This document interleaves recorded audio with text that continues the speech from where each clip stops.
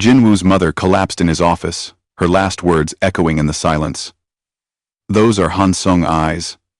I stood there, my children pressed against my sides, watching paramedics rush in. Watching Jinwoo kneel beside his mother, his face twisted with emotions I couldn't read. Watching everything spiral out of control. Again. Ma'am, we need to take her to the hospital, one of the paramedics said. Jinwoo looked up at me, and for the first time in 4 years, I saw him completely unguarded. Raw, come with us, please. Welcome to Afro-K Love Story channel. If you're new here, hit that subscribe button right now, because we bring you the most intense, emotional stories where African and Korean worlds collide. This is episode 2, the final episode of this story. If you missed episode 1, check the link in the description, because trust me, you need that backstory. This episode is going to answer every question. What really happened that night? Why did Jinwoo's mother recognize the children instantly? And what price will the truth demand from everyone involved? Drop a like. Tell me where you're watching from. And let's finish this story together. Seoul Memorial Hospital smelled like antiseptic and secrets. I sat in the private waiting room with Mia, sleeping against my shoulder, and Elijah curled in the chair beside me. Jinwoo paced like a caged animal, his phone pressed to his ear. Yes, father. She's stable. No. I don't know what caused it. There are complications. I'll explain later. He hung up and finally stopped moving. Looked at me properly. My mother has a heart condition. Stress triggers episodes. The doctor says she'll be fine. But, seeing my children almost killed her. I finished. I didn't come here to hurt anyone, Jinwoo. Then why did you come? Really? I adjusted Mia's weight against me. Because Mia is sick. His face changed. What? She has acute lymphoblastic leukemia. She needs a bone marrow transplant. I've been tested. I'm not a match. My family's been tested. No matches. The registry has nothing. My voice cracked. The doctors said her best chance is a biological relative. A parent. A sibling. Jinwoo's hand went to his mouth. Oh God. So yes. I came back. Not for money, revenge, nor to ruin your life. I came back because my daughter is dying, and you're her only hope, whether you believe she's yours or not. The DNA test. I had one done privately last year when she got diagnosed. The results are in my bag. She's yours, Jinwoo. They both are. And I need you to get tested as a potential donor. He sat down heavily. If I'm tested, my family will know. The company will know. Everything will. I don't care about your company. My voice rose, waking Mia slightly. I lowered it.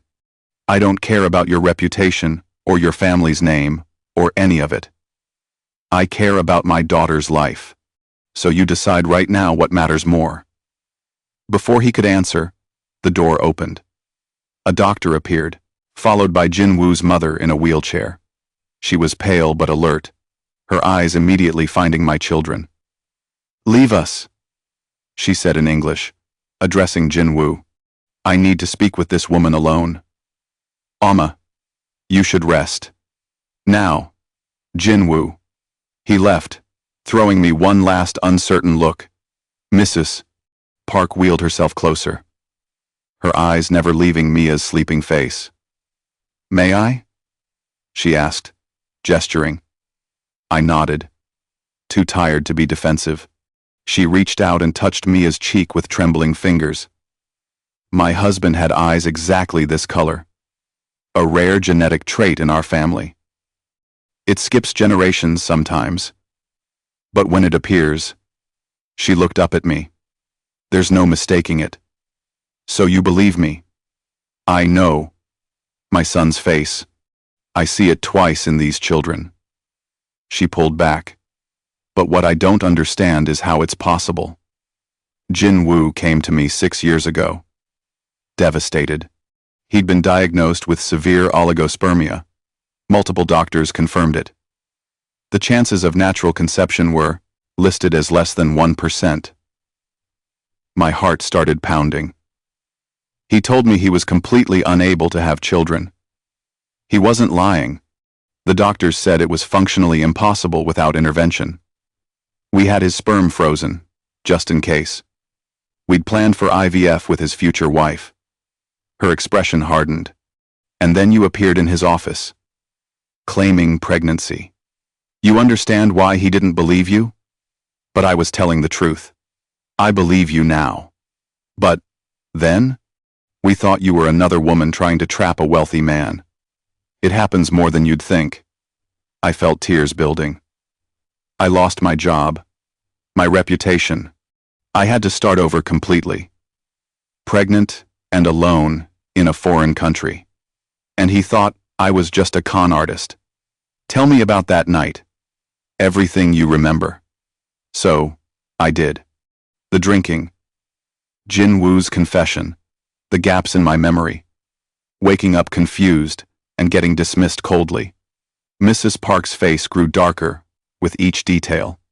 And you never got answers about what actually happened during those missing hours? No. Jinwoo refused to discuss it. I assumed. I don't know what I assumed. That we'd crossed a line we both regretted. She pulled out her phone, made a call in rapid Korean, then looked at me. I'm calling our head of security. Something about this has never sat right with me. When Jinwoo told me about that night, his version was almost identical to yours. Too much drinking, gaps in memory, waking up confused. For two people who barely drank together to both have blackouts? She shook her head. I should have investigated then. What are you saying?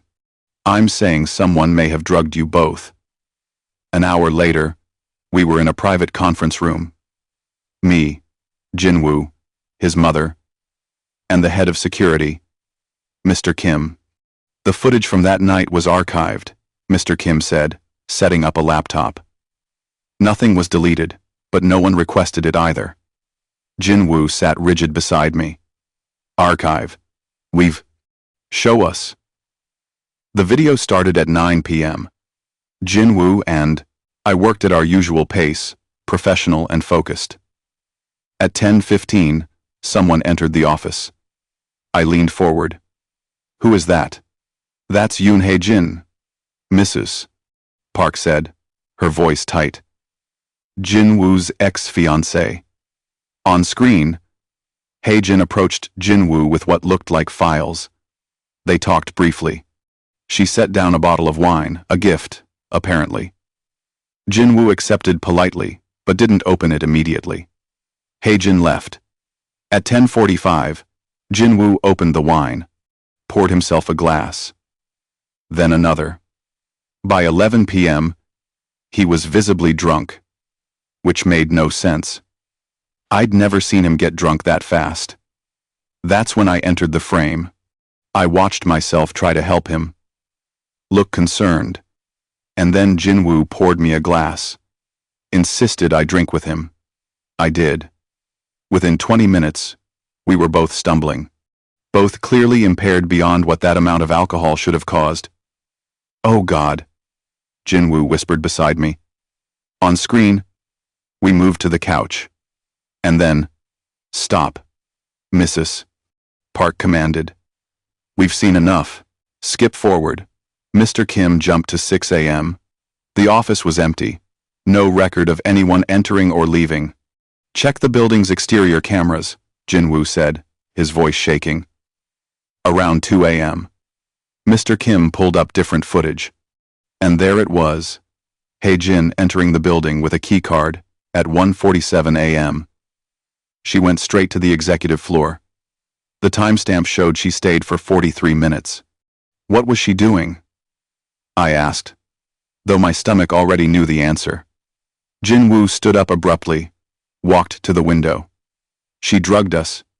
Both of us. And then she tried to make it look like you'd slept together. Mrs. Park finished. But why? What did she gain? My frozen sample, Jinwoo said hollowly. From the fertility clinic. Jin had access to my medical records through the family agreement. She knew I had viable sperm stored. She could have used it for artificial insemination while Maya was unconscious. The room spun. You're saying she artificially inseminated me? While I was drugged? Jinwoo turned, his face gray. I'm saying she tried to. She wanted to get pregnant with my child and claim it happened naturally that night. She'd have proof we were alone together. Proof we drank together. If she'd succeeded, she could have trapped me into marriage. But I was there instead, I whispered, and I actually got pregnant. How? Jinwoo demanded. That's still impossible. Mr. Kim cleared his throat. Sir, there's another possibility. The drug found in that wine bottle, I had it tested years later for an unrelated case. It was a compound that included fertility enhancers. Some men report temporary sperm count increases under certain medications. You're saying the drug that was supposed to knock us out also temporarily fixed his fertility? I couldn't believe this. It's rare, but documented. Combined with the fact that Miss Thompson was likely ovulating. Given the timing, Mr. Kim shrugged. Lightning strike odds, but not impossible. Jinwoo sat down heavily. So, Jin drugged us to artificially inseminate Maya with my sample. But the drugs themselves created conditions for natural conception instead. And when I turned up pregnant, she disappeared. I added, did she know it didn't work? She must have, Mrs. Park said. She would have tested herself. When it came back negative and yours came back positive, she ran. She couldn't claim the children without admitting what she'd done. Silence fell over the room. 4 years. 4 years of thinking I was crazy. 4 years of Jinwoo thinking I'd lied. 4 years of my children growing up without their father because of one woman's twisted scheme. Where is she now? Jinwoo's voice was ice.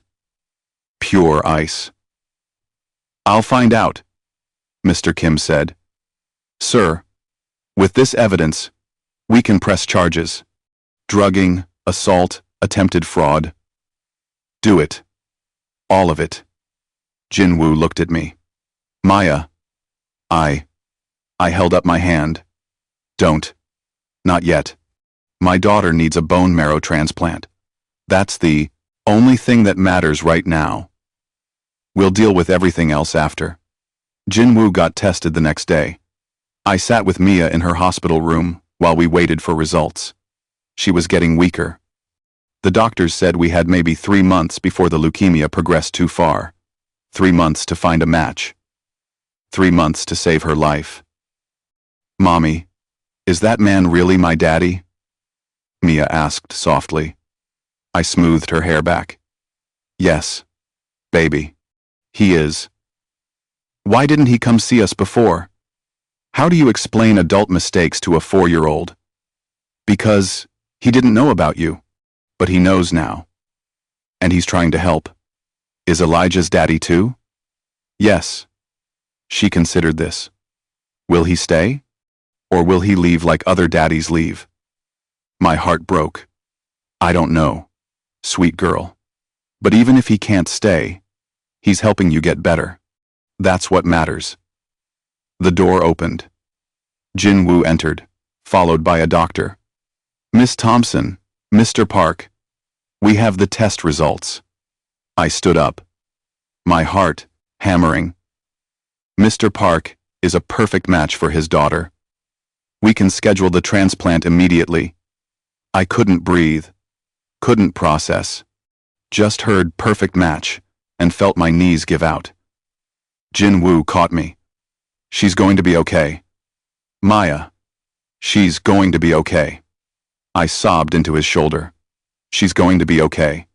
I sobbed into his shoulder. She's going to be okay. 4 years of fear, of fighting alone, of watching my daughter get sicker. It all came pouring out. Thank you. I choked out. Thank you. The transplant was scheduled for 2 weeks out. Mia needed to be stabilized first. In the meantime, Mr. Kim found Haejin. She'd been living in New York under her mother's maiden name. When she heard Jinwoo was looking for her, she flew back to Seoul immediately. I don't know what she thought would happen. Maybe she thought she could explain.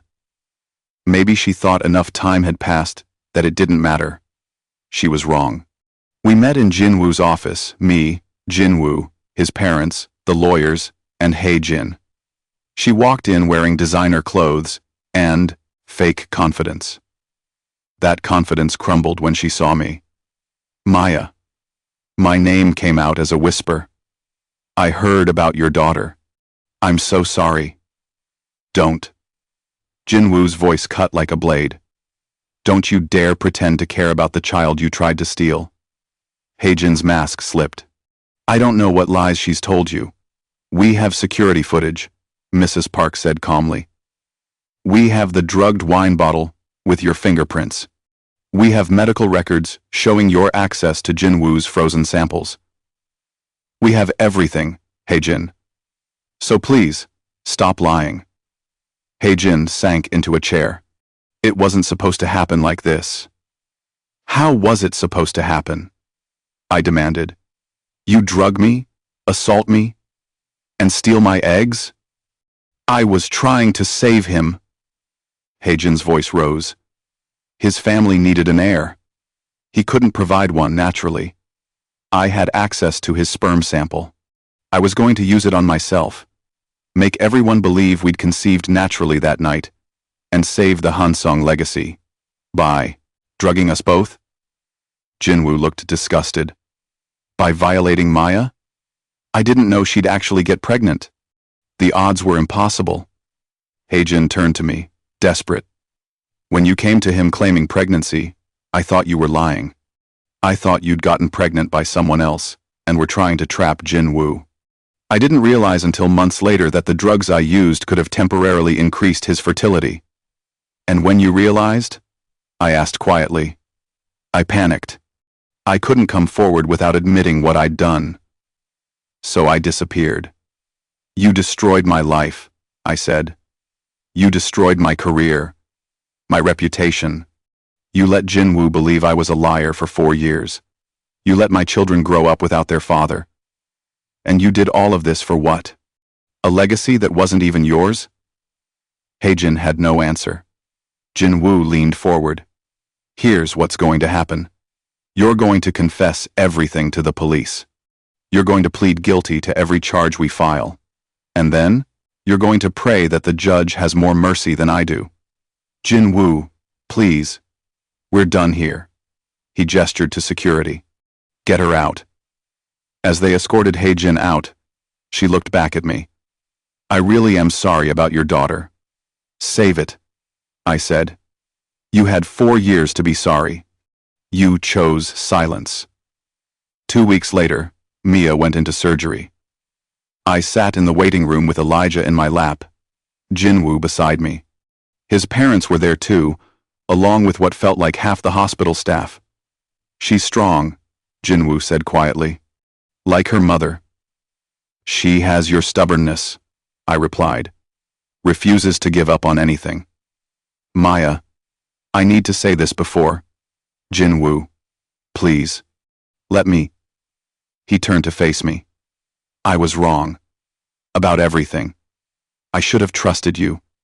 Should have investigated. Should have fought for you instead of pushing you away. I let my shame and fear turn me into someone cruel, and you paid the price.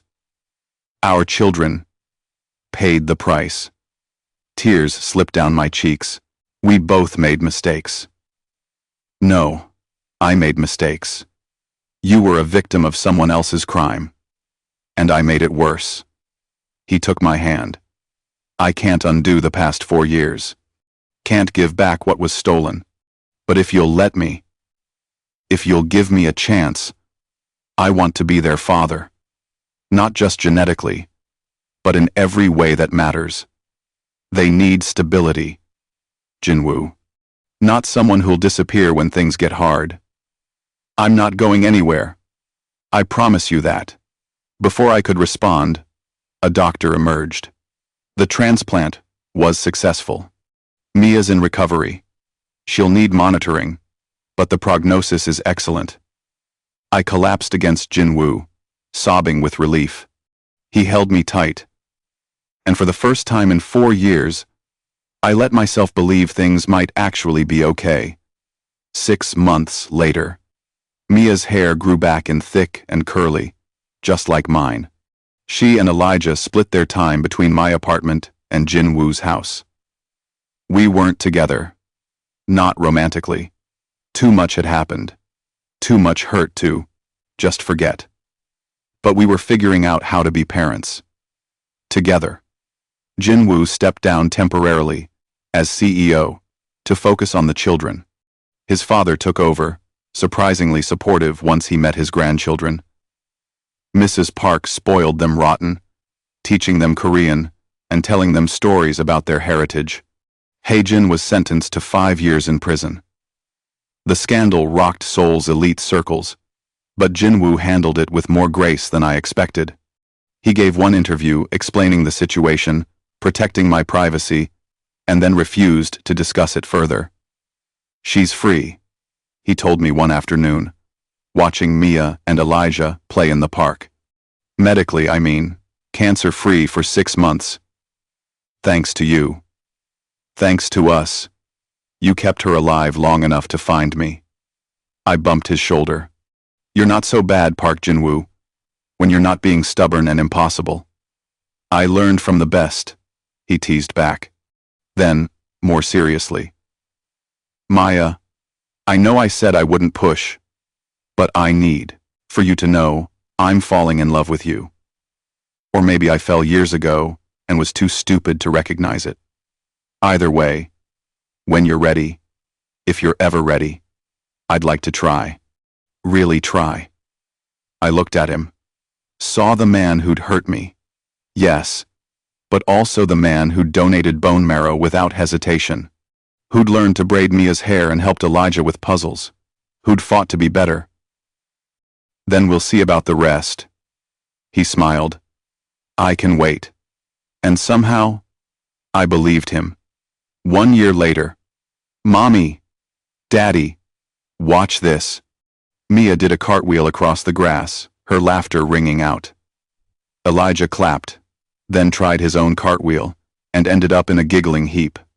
Jinwoo and I sat on a blanket, watching our children play.